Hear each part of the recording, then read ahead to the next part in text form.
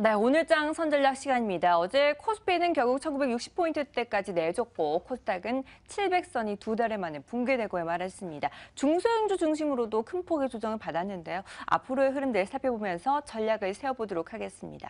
지니어스클럽의 박정석 대표, 김종효 위원과 함께합니다. 안녕하십니까? 네. 코스피 뿐만 아니라 코스닥까지도 국내 증시 갈피를 못 잡고 있습니다. 외국인은 여전히 시장에서 자금 이탈이 이어지고 있고 기관도 이제 버텨두다가 힘을 붙이는 모습인데요. 전체적으로 중소형주들이 많이 빠졌습니다. 우리 시장 어떻게 보시나요?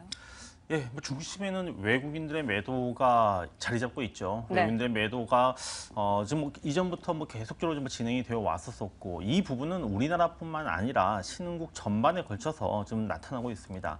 그래서 미국이 오르는데 왜 우리 시장이 빠지느냐? 미국 빠지면 또 같이 빠지는 부분들이고 물론 이제 어제 중국 증시가 6% 급락이라고 하는 부분들이 나왔었지만은 그 이전엔 중국 증시도 최근에 좀 어느 정도 안정적인 흐름을 이제 보여왔었거든요. 그렇지만 이렇게 지금 시장이 빠지는 부분에 있어서 다른 나라 증시, 특히 대만 같은 경우에 보시게 되면은 4개월째 우리랑 비슷하게 지금 계속적으로 조정을 받고 있기 때문에 우리나라에만 지금 해당되는 부분들은 아니다라고 좀 보셔야 될 것 같습니다. 아무래도 이제 외국인들의 그 매도의 중심은 역시 이 미국의 금리 인상을 비롯해서 이제 환율의 변화에 굉장히 민감할 수밖에 없기 때문에 외국인들의 매도가 진정되는 시점, 그 부분을 갖다가 우리가 좀 찾아보려고 한다면은 아무래도 좀 다음 달에 있을 미국의 FOMC 회의에서 금리 인상이 어떻게든 간에 그 결정이 되기 전까지는 그 불확실성에 의해서 외국인들 매도는 당분간은 이어질 수밖에 없다는 생각이 들고요. 상대적으로 그동안 강했었던 코스닥 시장의 경우에 그동안 보게 되면 기관들이 특히 투신권을 중심으로 해서 지금 그 수익률 게임들을 진행해 왔었습니다만은 최근에는 이제 기관들마저 이제 그 투신권을 중심으로 해서 코스닥의 중소형주들 갖다가 지금 매도를 하고 있기 때문에 차익 실현에 대한 흐름들이 만들어지면서 오히려 좀 코스피보다는 코스닥 시장이 더 낙폭이 커지는 흐름들이 만들어지고 있습니다. 코스닥 시장이 좀 더 좀 크게 하락을 하고 있기 때문에 우리 그 시청자분들 같은 경우에도 코스닥 시장에 대한 관심이 더 커질 수밖에 없는 상황인데요. 자, 지금 이미 700선이 깨졌지만은 좀 빠른 시간 내에 700선이 좀 빨리 회복을 해야 될 것이고요. 만약에 700선이 이제 어떻게 보면 하회하면서 600선 시대에서 계속적으로 진행이 된다고 했을 경우에는 추가 조정을 대비한 어떤 대응 전략이 좀 필요한 부분들이 아닌가 생각이 됩니다. 네, 중소형주 중심으로 차익 실현에 대한 욕구가 커지면서 다시 코스닥 추가적인 하락도 예상을 조심스럽게 하고 계십니다. 위원님은 어떻게 보시나요? 네, 비슷한 시각입니다. 다만 이제 약간의 차이가 있다면 저는 중소형주의 조정이 좀 더 이어지지 않을까라고 보고 있고요. 상대적으로 대형주가 버텨주면서 지수의 낙폭은 또 제한적으로 잡아주지 않을까. 그러니까 어제 조금 전에도 말씀드렸지만 삼성전자, 현대차 이런 종목군들이 모두 올랐고요. 현대차는 현대차만 오른 게 아니라 현대차 관련 종목군들을 모두 끌고 같이 올라갔거든요. 근데도 지수가 마이너스로 끝났다라는 것. 그리고 상승 종목수, 하락 종목수의 비율이 코스닥은 폭락했으니까 말할 필요도 없지만 유가증권 시장 내에서도 크게 좋지 않았다라는 것은 현재 시장의 분리 가능성을 얘기하고 있는 거죠. 그동안 대형주 못 가고 중소형주들의 밸류에이션만 계속 올라가는 상황이었는데 이제 반대 양상. 대형주들은 올라가지 못하더라도 잘 버티고 중소형주들의 밸류에이션이 깨지는 그런 모습들이 연장될 가능성이 있다라는 것입니다. 그래서 얼마 전부터 중소형주 별거 없다라는 말씀을 계속 드려왔는데 그런 추이가 이어질 가능성이 있다라는 거죠. 그리고 현재 지금 구간에서 운용사들의 또 운용 전략들을 보면 매일매일 그 벤치마크 수익률을 따라가야 되기 때문에 현재 구간에서 그거 하회하게 되면 다음 운용을 못하게 되니까 적극적으로 이제 롱숏 전략을 치거나 아니면 주식 매도를 칠 가능성이 있다라는 점에서 중소형주의 변동성이 유지될 가능성이 높다라는 점에 가장 주목하셔야 될 것 같습니다. 네, 중소형주 중심으로 당분간 계속해서 조정이 이어질 것으로 전망을 하고 있습니다. 두 분의 의견이 상당히 비슷했는데요. 그래도 대형주들, 삼성전자라든지 현대차그룹주들이 잘 버텨주고 있습니다. 말씀을 하신 것처럼 특히나 환율이 상승을 하면서 현대차그룹주뿐만 아니라 완성차를 비롯한 부품주들이 강세를 시하는 움직임 나타내고 있습니다. 앞으로 시장의 버팀목이 되어줄 수 있을까요? 어떤 모멘텀들이 이끌어줄까요? 예, 지난주에 돌발적인 악재였었다고 할 수 있는 그 위화나 절하라고 하는 부분에 있어서 그래도 수혜를 입을 수 있는 업종이 어떤 업종이냐? 뭐 얘기 나왔던 것이 자동차 관련 업종들 또 뭐 중국의 지금 이제 그 생산 기지를 가지고 있는 뭐 의류 업체들, OEM 업체들이 이제 그 수혜를 입을 수 있을 것이다라고 한 부분들. 그래서 최근에 이 자동차 관련 종목군들이 다른 업종에 비해서는 분명히 좀 강한 흐름들을 만들어내고 있습니다.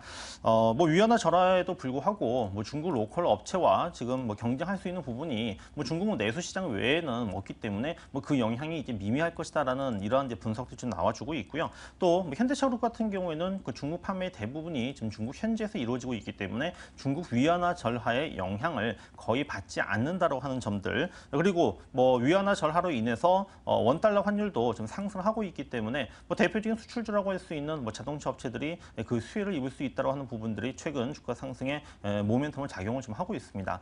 부품주들도 말씀하셨는데 부품주들 같은 경우에도 뭐 지난 2분기 실적 같은 경우에는 아주 뭐 좋은 것은 아니지만은 그래도 뭐 무난한 이러한 그 실적 부분을 좀 기록을 했거든요.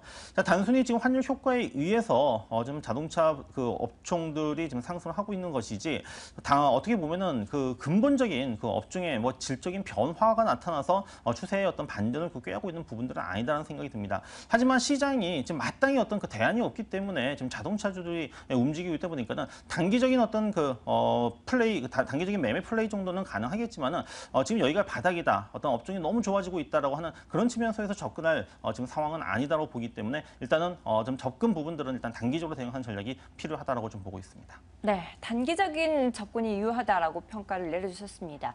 환율에 언제까지나 매달릴 수밖에 없는 상황인데 경쟁력 자체를 좀 키워야 되지 않을까요? 흔들리지 않으려면? 그게 이제 쉽지가 않다라는 거죠. 뭐 중국의 추격이라든지 선진국 업체들의 상대적인 대응이라든지 이런 것들을 보면 쉽지 않다라고 봐야 될 것 같고 자동차주는 여러 번 말씀드렸지만 지금 현대차, 기아차의 문제가 아닙니다.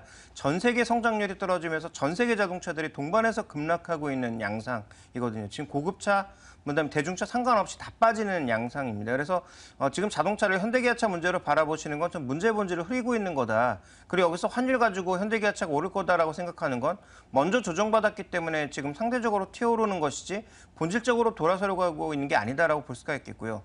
어떻게 보면 부품주들도 지금 수익률을 끌어올리기 위한 일부 운용사들의 일종의 뭐 전략적인 측면에서의 수급 동향이 작용한 것이지 이게 이제 추세적인 상승을 얘기하는 건 아니다 이렇게 봐야 되겠죠.